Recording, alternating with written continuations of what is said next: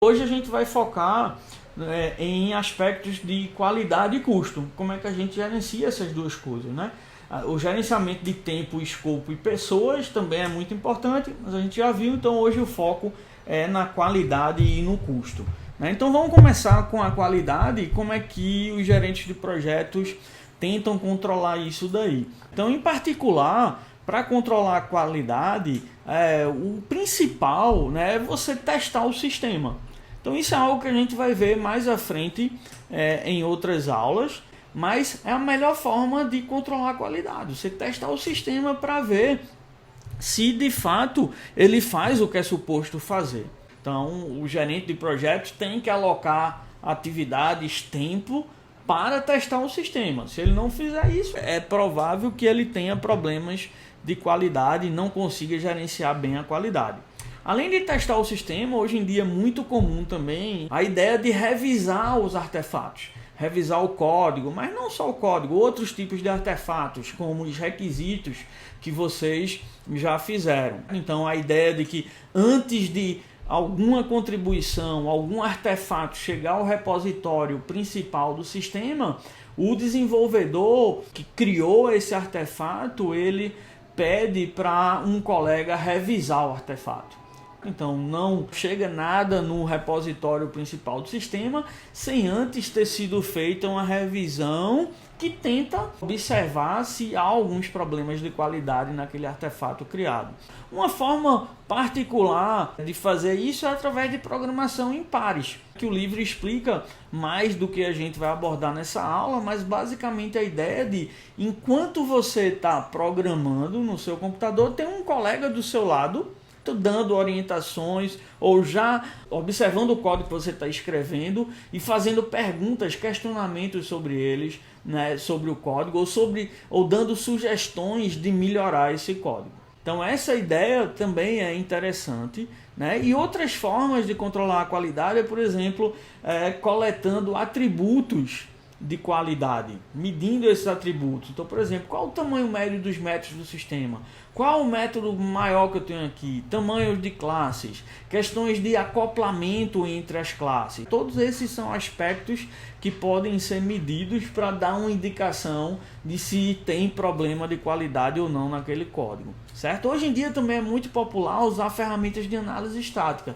que elas analisam o seu código e indicam se eles têm alguns problemas ou não conformidades com o que a equipe de desenvolvimento estabeleceu para aquele projeto. E no fim do curso a gente também vai ver nas aulas de refatoração essa ideia de que uma forma interessante de controlar a qualidade é reduzindo a dívida técnica, certo? Então essa ideia básica de, na medida que você adiciona código sujo, que não tem um nível de qualidade aceitável, na medida que você adiciona isso ao seu sistema, você fica em dívida. Você cria uma dívida, né, que é chamada dívida técnica, ou seja, você está devendo, adicionou código sujo e está devendo. E aí é importante de vez em quando você reduzir essa dívida, ou seja, aquele código sujo que você adicionou, dá uma limpada nele, dá uma organizada para não ir deteriorando o sistema como um todo. Então são essas as principais formas de você gerenciar, controlar a qualidade, mas a gente não vai entrar muito mais em detalhe na aula de hoje, porque esses são aspectos que ou a gente não vai aprofundar no curso, como análise estática ou medidas de atributos de qualidade, ou aspectos que a gente vai abordar mais em outros grupos de aula do curso. Além disso, é importante também separar o ambiente de desenvolvimento, de teste e de execução. Isso é uma dica bem simples, mas muito importante, que sugere que você tem o seu ambiente de desenvolvimento na sua máquina, você faz código novo, você testa ali algumas funcionalidades que você fez, mas uma vez feito isso, é importante realizar testes também em outro ambiente, não na sua máquina, mas numa máquina específica para que você consiga testar, né? Uma máquina que seja independente, por exemplo, de algum ruído, de algum detalhe específico da sua máquina. Porque pode ser que na sua máquina uma funcionalidade esteja ok, por exemplo, se na sua máquina o seu browser está configurado para português, você roda os testes e passa. Mas é suposto que na empresa onde isso vai ser utilizado, você possa ter esse sistema sendo utilizado em inglês.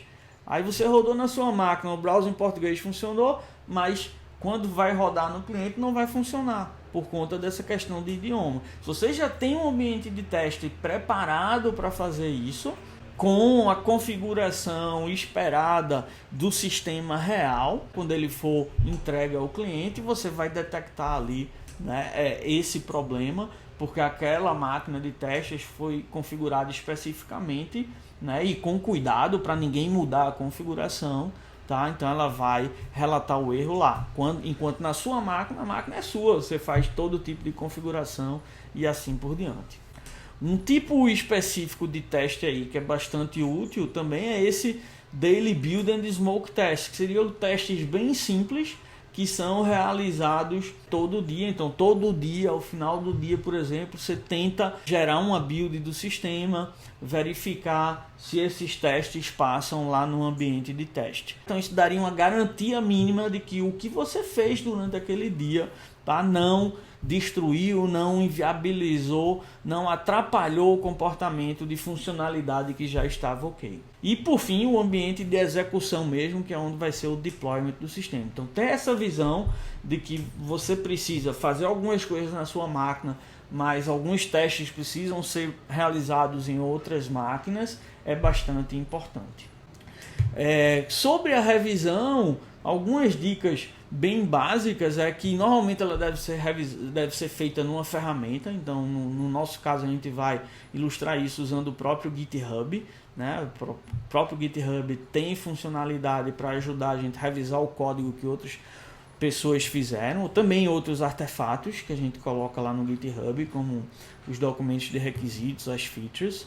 E a ideia é você focar nos pontos mais relevantes, evitar ficar procurando picuinha, realmente ir para os pontos mais relevantes, mais críticos, os pontos que afetam mais a qualidade, ou que tem bugs mais críticos, né? Focar nesses pontos daí, ao invés de ficar focando em besteira.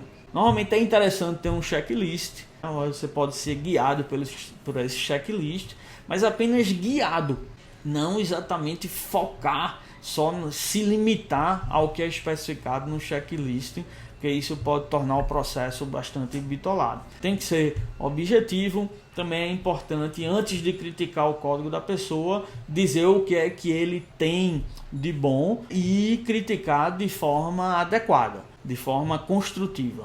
Para as especificações em particular, né, se a gente fosse ilustrar a revisão de código com essas especificações, o que é que vocês teriam que verificar?